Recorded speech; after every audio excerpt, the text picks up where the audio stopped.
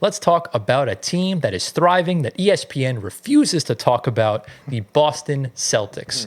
A bit of a change of pace for us because the last time we talked about Boston was about a month and a half ago, and they were not playing very good. Right. They were in that little, that period when everyone just starts playing like a fat ass and just, they were just playing very, Antoine loves to use the word lackluster a lot. That's essentially what it was. But in March, and no one's talked about this, the Celtics went 14-1. Wow. Yeah. Insane. And, St.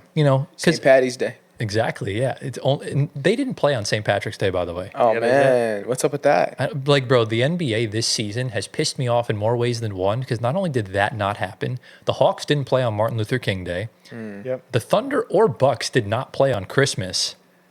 What Yeah. are we doing? Yeah. Like, I understand the Knicks versus Spurs was a good game, but that did not need to happen. Like, It didn't need to happen, but it was a good game. it was a It good was, game. It right. didn't I need think to happen. it was good that Wemby played on Christmas. Right, yeah. Yeah. But at least like Wemby versus Giannis on Christmas would have been Yeah, amazing. that would be fun. Bro. Because that game they had last year when Wemby had that behind the back dunk and when Giannis got blocked. Yeah. That was such a good game. That was crazy. One of my favorite regular season games in the last however many years. But back to Boston. Let's talk about the Celtics because they deserve to be talked about because, rightfully so, Cleveland deserves more praise this year because of the way they've been playing, as per standards. But in the month of March, Boston had the second best record because OKC played an extra game. But the Celtics are second in offensive rating, 123.3 in that month. And in defensive rating, they were 10th. So top 2 offense, top 10 defense. Together, that equates for a net rating of 12.3, which puts them in the second spot behind, you guessed it, the OKC Thunder, who also deserve to be talked about more, ESPN. But, I think this is going to be our bread and butter, giving people the praise when they deserve it because the media won't talk about them. So we'll do it for them. Exactly, we'll do it for them. But does it ever frustrate you when a team just does everything so perfect and so right? That's kind of the Boston Celtics. Yeah. Like when they released that City Edition jersey, I was like, finally, they messed up on something. It was about time they did. Yeah. But I mean, it's insane the way they're playing. Joe Mazzulla finally has this kind of figured out. Yeah. And I don't remember the exact metric when we talked about them last time, but the Celtics were shooting so poor from three as a team. They've gotten up to 37%. So big improvement across the board.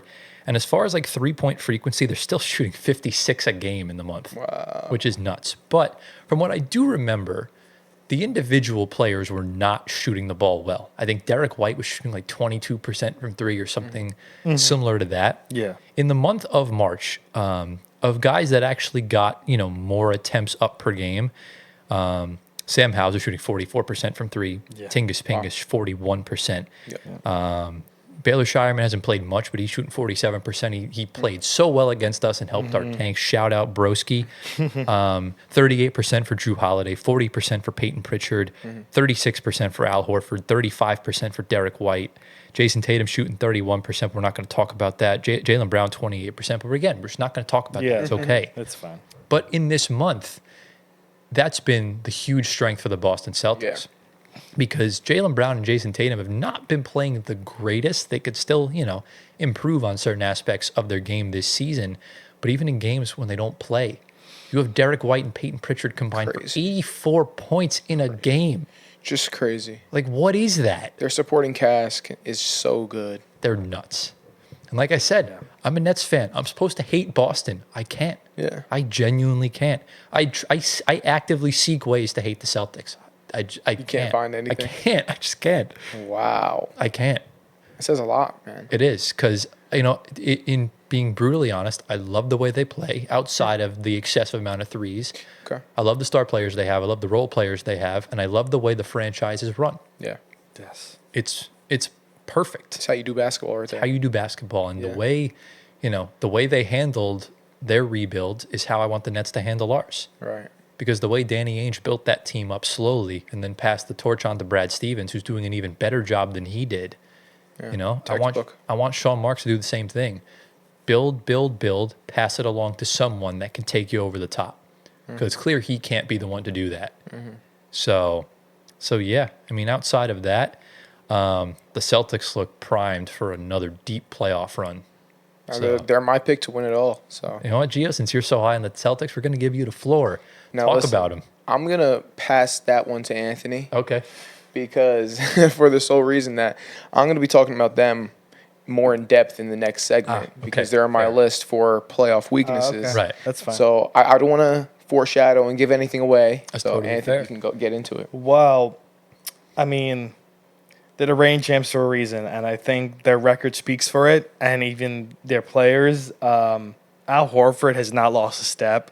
Just phenomenal on his part. Yeah, The seriously. starting five, same thing with them. Porzingis looks healthy. We love that. We wanted that to be a staple for this year and for the postseason playoffs because we missed him last year, even though they still won.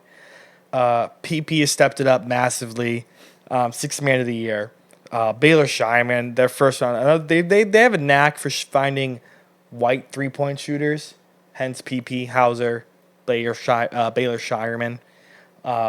So their bench depth is elite. They're the bread and butter of bench depth.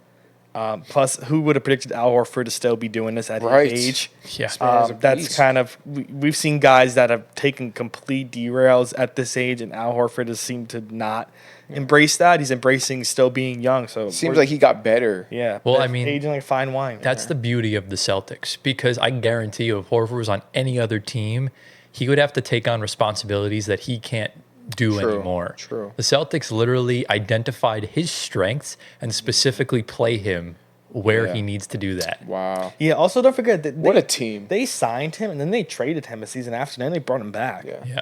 And So, that was you know. one of the smartest things. Like 100%. this, like obviously, I know Tatum and Brown are the stars. You know, you got Drew Holiday, you got Porzingis, you got, all these guys. The heartbeat of this team is him and Derek White. Without them, the Celtics would probably be the 5 seed in the East right now. Oh, wow. Yeah. They push them to levels that they don't even know that they're at. That's how good, that's how impactful the two of them are specifically. Yeah, I mean, listen, it would have been nice to see Derek White with Wemby in San Antonio, but when you're the Celtics and you get a trade like that given to you along with Drew Holiday as well, you get your whole backcourt just thrown to you for like a bag of chips. Yeah, that's the crazy You take it, and that backcourt transformed that whole team because without them, you've been looking at Marcus Smart, who's still very reliable.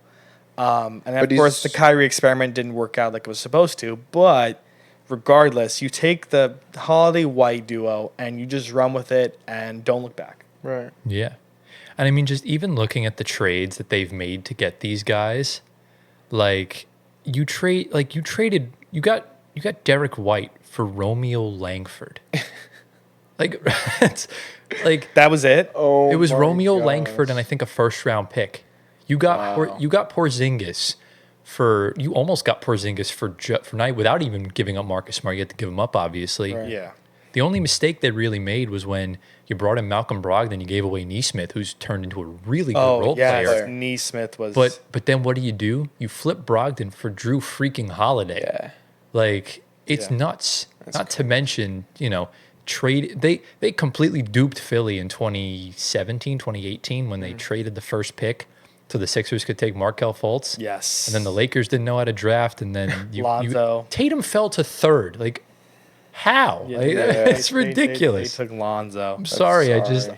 I can't hate this team. I I know they really wanted want Tatum, to. but Yeah, I mean, Yeah. like Aaron Neesmith would have been a major plus for this team if he was like he was now in Indiana. But we can't think about he was kind of piss poor in Boston. I mean, they got Hauser he now wasn't. and all those guys. He wasn't piss poor. He was a just decent player. He was all right. The year him and Romeo Langford played was against us when they didn't have Yeah. Jaylen Brown. Yeah. Tatum was kind of banged up throughout the season. I'm pretty sure that in that playoff series they started Kemba Walker, Marcus Smart, Aaron Neesmith, Tatum, and Robert Williams. Yeah. So, and if Robert Williams was healthier, he would have still been on the team. But the fact you're able to survive in the playoffs with Luke Cornett minutes, and he's like actually a positive. Yes. On the right, he's decent. Yeah. Knicks legend. On the So Knicks for a little bit. We never played him. yeah, Could have used him. just like We most absolutely players could. on that team. Uh, But Wow. yeah, Listen. man. Look, Boston's coming. Pause. yeah, I mean, Boston is here already. Yeah. They're not coming. They're here. No, but like they're coming because right now it's just everything's about OKC and Cleveland. Yeah. They're the two teams that have been far and away the best. Yeah. Boston's in their own sort of tier, and then everyone else is behind them.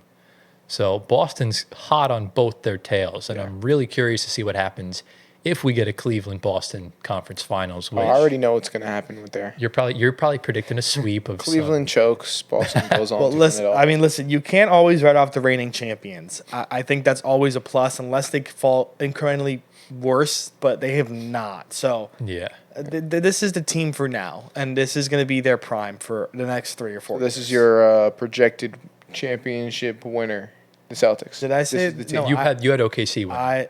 No. In the last time we talked about it, you said OKC. Oh, but I'm talking about like preseason predictions. preseason. We all had Denver, and that's not happening. Oh yeah. So, Okay. Yeah. but yeah, Still for OKC for now. I'm gonna have a real tough time in the Eastern Conference Final Yes, we because- all are. I think. because the two teams, Boston's either playing Indiana or Cleveland, and I'm stupidly high on both of them. If they meet, because for Indiana and Cleveland to knock out each other, it's going to be so convincing that I might pick them against Boston. That's where I'm struggling here. I don't know. It really depends on what version of Donovan Mitchell and Tyrese Halliburton you're going to get. Yeah. Well, I'll tell you why soon enough why you shouldn't pick the Pacers against the Celtics. Okay. But All right. we'll right. get into that soon. We'll have to see. Okay. Yeah.